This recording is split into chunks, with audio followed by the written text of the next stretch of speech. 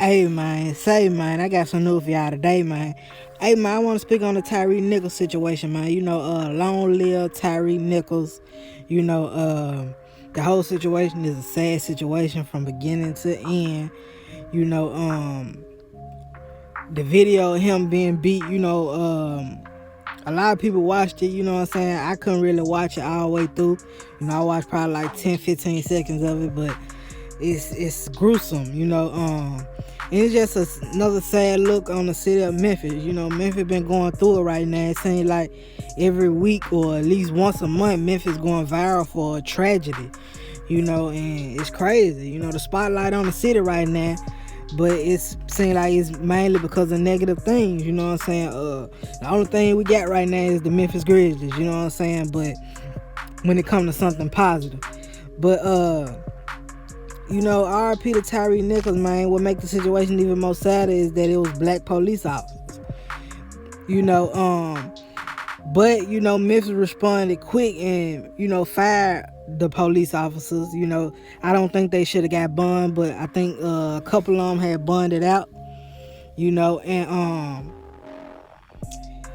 it was people around the city, posting their addresses all over Facebook. A lot of people don't agree with that because they feel like innocent people in the police officer's family could get touched. But hey, that's what come with it. You know what I'm saying? When you do something like that, something so evil and heartless, man, you put your family life in danger.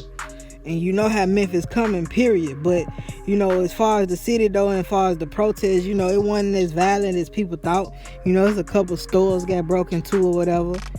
I think they broke into City Trends and GameStop and stuff like that. But it wasn't as bad as people thought it was going to be. And I think a lot of that got to do with that it was black police officers. It was one police officer that just recently got suspended or whatever, and he under investigation. But he wasn't on the scene of where Tyre Nichols was getting beat. He was on the first scene, you know what I'm saying? And it's crazy because, the police officers was, trying to hide their cameras, and they cut off their cameras, some of them did. And they was, screaming out things that weren't really happening to try to cover themselves, saying he was resisting, saying he grabbed for their gun, all these things. But they didn't know that they was being recorded from the Sky Cop. Anybody who don't know, the Sky Cop in Memphis is all around everywhere. They on the light poles in neighborhoods, you know what I'm saying? And looking at situations like this, we lucky we got them, because they probably could have got away with this if it weren't for the Sky Cop.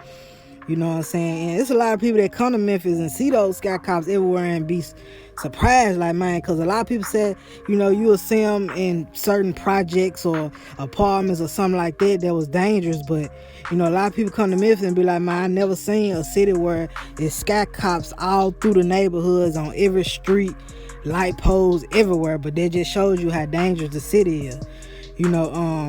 But the Memphis police chief, she disbanded the Scorpion unit, which I think was smart, because people around Memphis been complaining about the Scorpion unit since they started in 2021.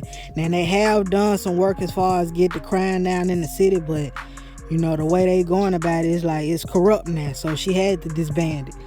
It was a guy on the news said, 4 days before what happened to Tyre Nichols, he said he sent the complaint about the Scorpion unit and they didn't do anything about it. And, if they would have did something, Tyre Nichols probably still be alive. But, long live Tyre Nichols. And y'all let me think about, people around Memphis uploading the officers involved address. Do y'all think it is what it is, or y'all think, people should just let the laws deal with it? Let me know in the comments. I'm gone.